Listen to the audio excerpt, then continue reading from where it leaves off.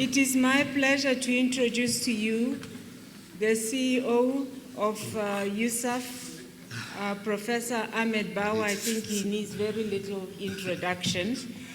And I would also like to introduce the director of the Center for Teaching and Learning at the University of the Free State, Professor Francois Strydom. He doesn't need much introduction either. So my work is very easy. And their title is Student and Lecturer Engagement Data for Institutional and Sectoral Transformation. Thank you. I look forward to your presentation. Good afternoon, everybody. Thank you so much for being here and listening to us. And I hope that kind of what we have to say today is helpful. The idea,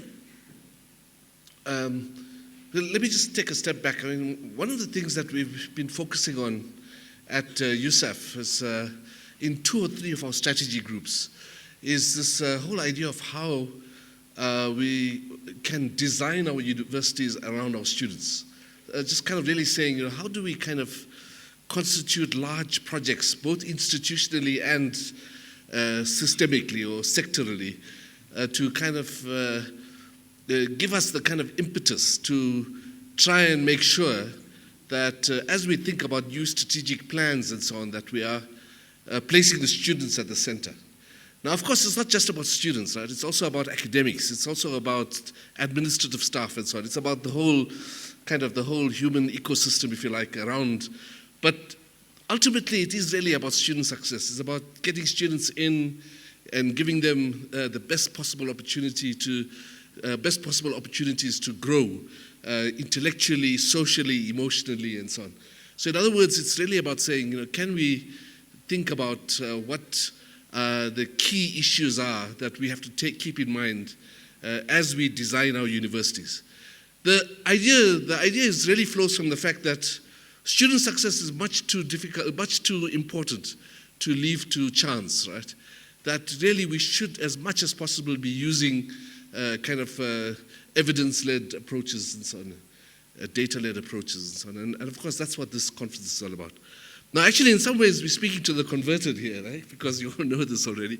But at the same time, we thought that one of the challenges that we want to put forward to you is this idea that universities are much too important as social institutions to leave to chance, like in that, to leave their design to chance. So there's 2 aspects to this. The one is let's design our universities. Let's not leave them let's not do things haphazardly and without kind of really using evidence and so on. And the second thing, of course, is the following, and that is that we have to remember that our system is a very divided system, right? That on the one hand, we have universities that are very capacitated to kind of do the most exciting things, which compare with the best things in the world going on at universities. On the other hand, we have universities which do not have that capacity. So the idea is really to say, one of the ideas that we have to work on all the time is to try to understand how to aggregate stuff, how to kind of really pull stuff together that emerges at particular institutions, which we can then put onto the national stage. In some ways, that's the function, that's one of the key functions of USAF. It's really about saying, our former minister, Naledi Pandor, said recently, she said, how is it that 27 years, or 25 years after change, we still talk about historically black, historically white universities? Well, that's a really good question, and we have to get on with the project, if you like. Yeah. Okay, so I'm just going to run through a few slides very quickly, and then Francois will take over from me. So just as an overview, there's a kind of a USAF, UFS kind of collaboration, and we keep asking ourselves, what are the key issues that we need to keep in mind as we think about designing our universities? Well, the first thing you have to know is, who are our students, right? We have to ask ourselves, what are their expectations and experiences as they enter higher education? Do they come to higher education with fixed ideas about what to expect and what not to expect? What type of graduates are we producing? In other words, like saying, have we thought hard enough about how to, what we are trying to do with our students as they come into the university system, and to what extent can those students actually influence the way in which universities function and so on. And of course, the really big issue then is trying to understand how student engagement kind of impacts on institutional design. And I know that, that this is almost like saying, what have we been doing all these years, right? Well, the fact of the matter is that so much of the design of our universities is historically based, right? And we all have stories about this. And it's, and we thought that at USAF at least, we thought that it's time for us, especially after what happened in 2015, 2017, that it's time for us to hit the restart button to some extent. Okay, so just to say, universities are kind of, social institutions, and their core function is to produce new generations of engaged intellectuals. I mean, that's what our basic function is in a democracy like ours. Of course, that does mean that we have to produce really good professionals, and we have to produce scientists, and we have to produce, critical thinkers, and all of those kinds of things. But at the heart of it, our purpose is to produce intellectuals. Democracies need intellectuals. And they must focus, and our universities have to focus on all aspects of student development. It's not just about getting them through degrees. It's not enough for us just to look at the, the kind of the throughput rates and so on. Now, those are very important. The really critical issue is what's happening to those young people as they move through a university system.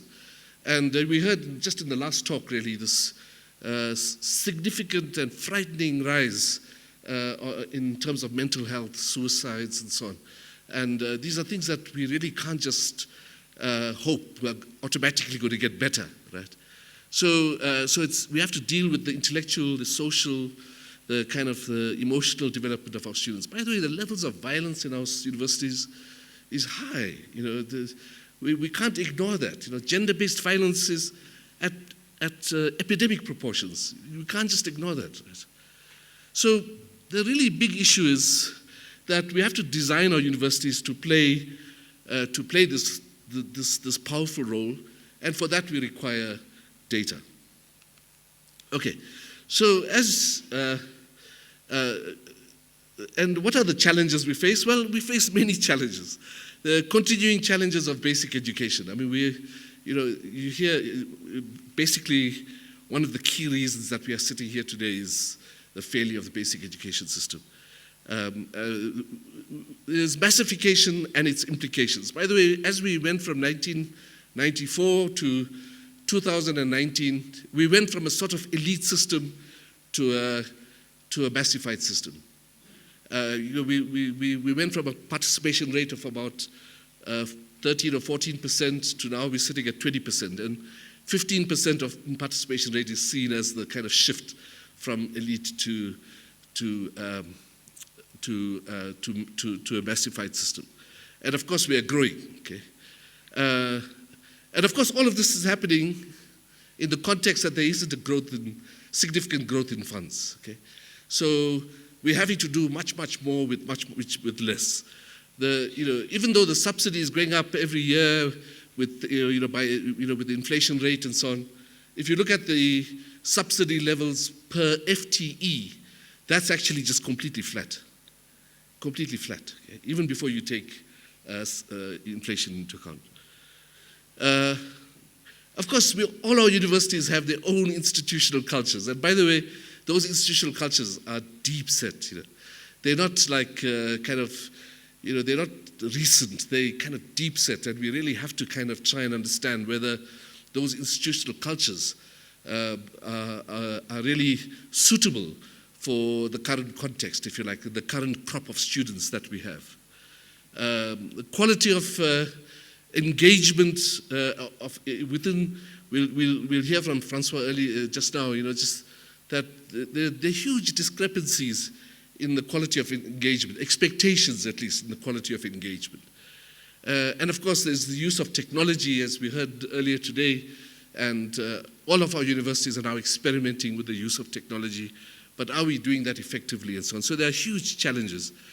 On the issue of technology, by the way, one of the issues that the Vice Chancellors have asked us to explore is the idea of developing a shared services platform for technology. So in other words, saying, can we think about a national teaching and learning system that will service all 26 universities? So making it possible for even those universities that can't afford to have a system in place like that to make use of such a system. And again, the fact of the matter is, if we want to move in these directions, we have to have data. So one of the questions, I know when I was at DUT, I posed this, and Nikki and Theo will remember, and the others from DUT will remember. I kept saying, do we really know who our students are? Do we know whether they're kind of surviving? Whether they, I'll never forget, one morning, there's a spaza shop outside our campus, outside the campus in Durban on Botanic Gardens Road, which is called something else now, Botanic Gardens Road. And I kept wondering, just what were the students buying as they were walking onto campus there? And one day I went out there and I stood there, close by, and most of the students were buying two things. They were buying a packet of Bari biscuits and a banana. Banana they ate almost immediately. The Bari biscuits went into their bag. And then, of course, now my attention is kind of piqued, And then I began to see that at lunchtime, that was lunch, Bari biscuits with water. And then we want to know whether our students are going to succeed or not. So, we have to ask ourselves, what are their expectations? What have they read? Actually, I've got a long story about this, but I won't tell it. But just a long story about, do we have the faintest idea what our students have read before they come to university? What haven't they read? What are we assuming about what they've read and what they haven't read? What are their technology skills? By the way, this idea that our students are all tech savvy, well, they're tech savvy, but that doesn't mean that they can use technology well. Okay? And what is their socioeconomic condition? Okay. So there's a whole lot of strategic questions. One of them was, what can we learn from the student and lecturer engagement surveys that Francois and his team work on? And what can we learn from them for institutional and sectoral design? I think what I'm saying is that all the lessons we are learning is that we can't leave the universities we can't expect our students to fit into institutions that are not designed for what they come with. The universities have to kind of intersect with our students somewhere. They have to kind of say, well, what are students coming with, and how do we kind of make sure that they fit, that there's a fit. I'm not saying make it easier, right? What I'm saying is, let's give our students a fair chance to kind of really grow. The purpose is to grow new intellectuals. So let's not dampen that down, but let's make sure that our students have a fair opportunity at growing as intellectuals. And we've got these strategy groups at USAF, and the first one, the Teaching and Learning Strategy Group, is chaired by Sizwe Mabizela, and that's really enhancing students' learning experiences. And in fact, it's there that we first engaged Francois and his team on SASE and LASE and so on. And then we have a transformation strategy group, and that's really about looking at the whole institution and saying, well, how do we kind of design our institutions and therefore the work that you guys are doing fit in there absolutely perfectly. I'm going to hand over now. Please, all the hard questions are for him. It's a singular pleasure for me, to talk with somebody like Ahmed, which I grew up with only hearing good things about, so it's just slightly intimidating. I'm going to share some data. Ahmed already referred to this. I was asked to join the Teaching and Learning Strategy Group, and SASE, you can look at the middle point there, provides a longitudinal database through which we can try to understand our students a bit better. That's better, right? So let's look at some of the data. So in terms of generation status, Karen referred to this, 70% of our students, our first gen, do not have a parent that have graduated from university. 45% of those entering have no family member that has graduated from university. 79% of our first generation students are Black Africans, with all other groupings being below 10%. In terms of age, only 9% of our students are 18, 12 over the age of 23, and by far the largest group are between 19 and 20. What does that mean for teaching and learning? Are you still designing your first year course for 18-year-olds?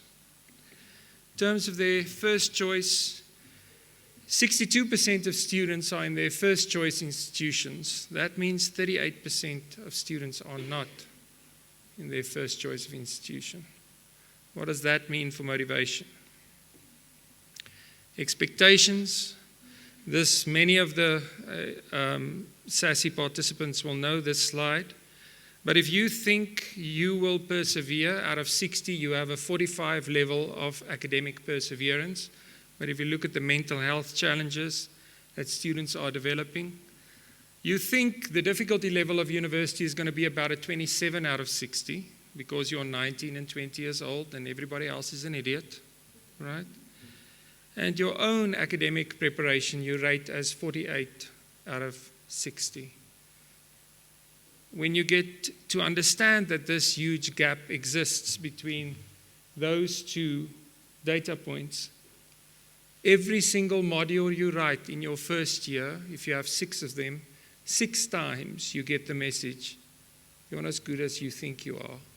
You're not as prepared as you think you are. In terms of how students say they're going to perform, the blue bars is BUSI, that's the beginning survey of student engagement for first-year students. You can see that all the students think that they're going to be in this range, 70% and up. Then they self-report their actual performance, which is between 50 and 70. Right? In terms of the supportive environment, that's an interesting slide now. Okay, I'll try to remember this. Wait, I don't have to remember this. I have notes. Right. So the first one is providing support academically. So BUSI students say we want support academically, and SASSI, this is what they experienced, right? They want learning support, 91%, that's what they experience. Look at this gap. That is encouraging me to have contact with people that are different from me, right? This one is about providing opportunities to interact with people socially. Why is that so different? Because of financial stress, colleagues. Having money to come back to campus to interact socially is simply not an option. Helping me with my non-academic responsibilities. Look at that difference. Right? Can we ignore that difference? And the last one is attending campus events. Again, a socioeconomic factor. Over 10 years, we know that South African student-staff interaction is low in general. What you can see here is students, when they come in, actually have significant expectations about talking to lecturers. Look at this one. This is talking to lecturers about my academic performance. But only 22% do. Is that because I'm first gen? Is that because the classes are massified? So there are many concerns about what students arrive with and what they don't arrive with. Here you can see 83% students have written assignments of 6 to 10 pages. 88% has included diverse perspectives in their schoolwork. And 81% says that they've identified important information in the reading assignments. but they also tell us what they're not so good at. You can see summarizing, understanding somebody else's view, right? And examining my own strengths and weaknesses, and I can talk for very long about that. One of the top things we see, doesn't matter where the student comes from, is students do not know how to do goal setting. Right? A very basic skill. In terms of their expectations, very high aspirations that students have. So our students come into university with some academic and critical thinking skills. They are open to diverse and collaborative learning environments, and the majority of them have experienced some form of deep learning in their schools. The students are committed to working hard. They say they want to persevere. Right? And they have aspirations and expectations. They are there because they want to be there. So now let's look at how things differ between staff and students. So here you can see this is basic effective teaching practices, right?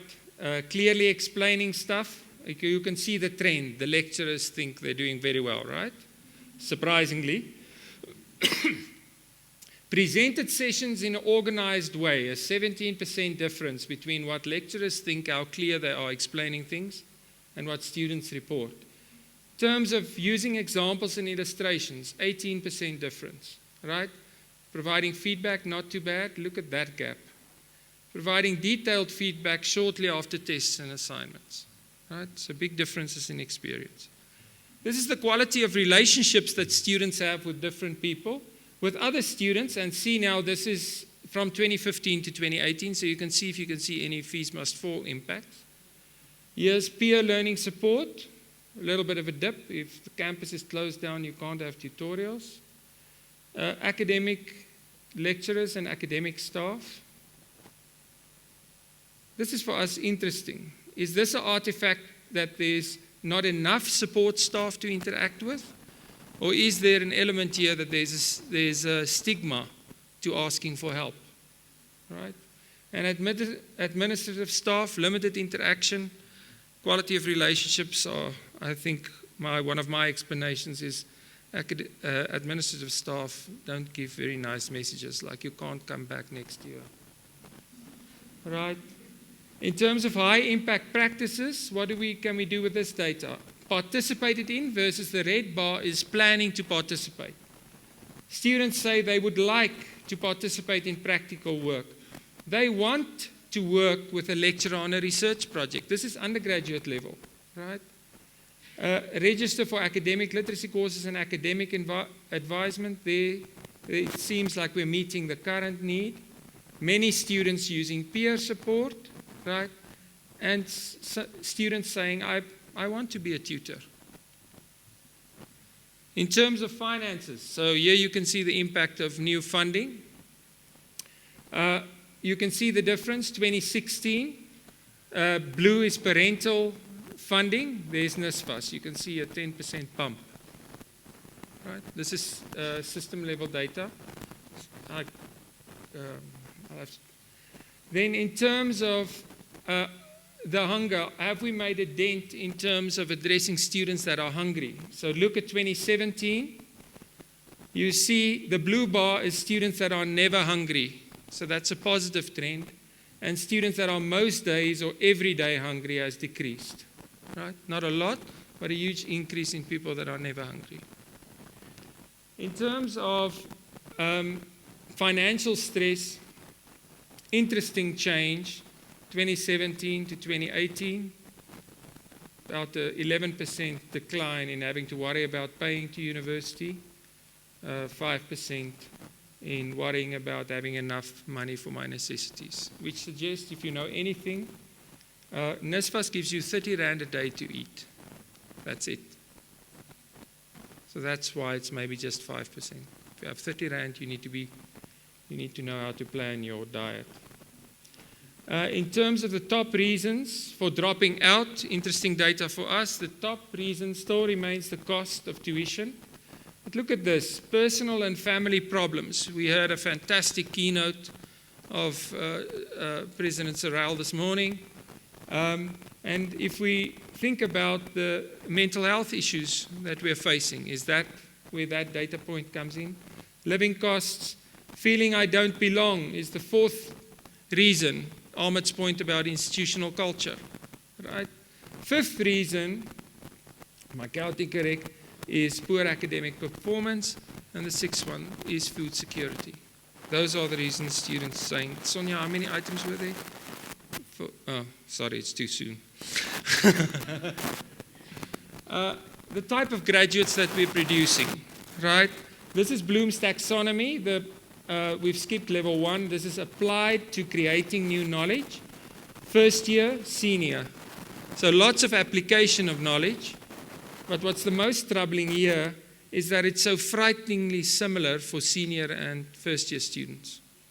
Wouldn't you like to see a little bit more creating and putting information together for seniors? This is a curricular issue, colleagues. It's pedagogy, but it's fundamentally curricular.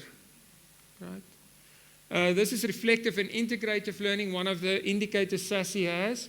Look again how very, very similar first year and senior experiences are. In terms of perceived gains, graduate attributes, preparing people for the world of work. Good news is the red bars. That's quite a bit and very, very much. Critical thinking, computing, information technology, working with others, and so forth. If we focus on the blue bars, is it okay that there's students are saying we're not getting much analyzing numerical and statistical information if data is going to be so important in the future? Being informed citizens, solving complex problems. This we can also use to think about our curricula. So what are the implications for student design? Just a couple of questions. If we know 70% of our students are entering as first gen, how do we take account of that in terms of making sure there's a smooth transition from school to university? I have no one to talk to about what to expect. I had Vasti Torres gave a very poignant example of Hispanic students in the US, which are first generation, would rather ask a nephew that failed university for advice before asking a university advisor. Right? Advisors are nice people, I work with them. But for first generation students, they are scary. Shouldn't we be thinking more innovatively about peer support and how we leverage that? The majority of our students are between 19 and 20 years old. What is the implications? And what do we need to do for our institutional design? I asked the motivation question. If a third of your students are in a place where they wasn't their first choice, what does that mean for orientation? In terms of expectations, how are we managing first year expectations? Although they're sometimes unrealistic, do your staff know how to give feedback after that soul-destroying first test feedback? Okay. How are we helping them to deal with failure? We're currently busy with a qualitative research project on the student walk. And when Sonia and Gugu asked the 7 students, what do we need to help the students with? First thing, help us deal with failure. Right. Are we drawing on the strengths of our students that they bring? Are we looking at new ways of learning? And how do we help our students plan their finances? Dr. van Staden will talk a little bit about the work that we're doing around food. I can tell you, budgeting and financial management has never been so important. And the graduates that we are producing, is there appropriate sophisticated scaffolding, or are we merely applying knowledge and not enabling people to become creators of knowledge and innovators? And I guess the overarching big question is, are we creating the kinds of graduates our society needs? I will read this, but Ahmed, these are your thoughts. Our HE system is shaped both by history and a current context that riddle with rich diversity and difference, which can easily slip into a mode of complicit infrastructural relations that continue and deepen our inequality in our society. How do we design and use data to do something different? Thank you.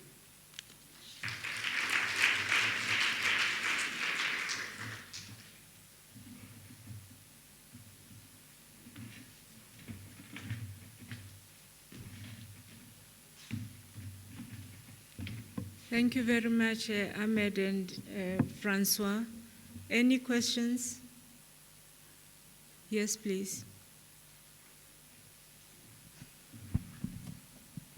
I appreciate the efforts that go into knowing about our students, the efforts that go into supporting our students. The question that I have is, what are we doing, or are we doing enough to support and equip our academics to deal with the kinds of students and the kinds of problems? No, I want to rephrase that. The society's problems, because they are not problems created by students, but they impact on how students cope. What is it that are we doing to ensure that academics understand that they need to adjust? It's as if all the efforts must go into the students. Are we really considering the multi-pronged approaches that are needed for students to succeed?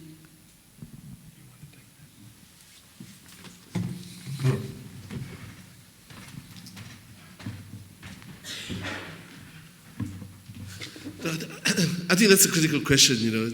And by the way, it's not just the academics. You know, the thing that really shocked me when I first got to DUT was just watching how students were trying to like scramble around, trying to finalize their financial aid packages. You know? I mean, it was like a horrendous kind of, it was like a dystopian movie, you know, kind of just seeing this kind of students going from pillar to post and then opening the way for people who are corrupt to come and kind of provides, you know, ask students to bribe, you know, for bribes, and I mean, it's just absolute nightmare. So it's not just, it's about the institutions. It's about saying, you know, how do we redesign our institutions? And a part of that, by the way, is academics. It is academics. It is about saying, you know, we really have to kind of take on board this idea that our students are not the students that were there 20 years ago. And by the way, you know, Bladen Zimande once said to the vice-chancellors, because one of the vice-chancellors raised the issue of the school system, half facetiously, he wasn't, of course, he was joking a little bit, but he said, you know, for goodness sake, stop complaining about the students. These are the only students we have. There are no other students waiting outside there, you know. And our job is to like really make sure that they succeed, you know, that they grow and that they... So, you know, we've been having a lot of discussions now at USAF, and one of the things that has occurred to me, and partly it has reshaped my thinking, and there's a task team around Lebo Moletsane and others who are saying, well, you know, the idea is not simply to make the university qualification easy to pass. That's not the issue. The issue is, how do we get the students to develop optimally? I mean, I love this little slogan that University of Chicago has. I don't know if you've ever seen. You'll see University of Chicago students wear a t-shirt. It says, University of Chicago, it's a place where fun comes to die. The idea is, you know, if you're coming to University of Chicago, understand it's serious. So that's part of our agenda, I think, you know, which is to say to our students, if you want a good university education, you have to struggle for it. It's not going to be easy. But then we can't put kind of logs in there, you know, to try and trip them up, you know, every step that they take. Yeah. So I think the question is, yeah, we have to change. We can't just carry on.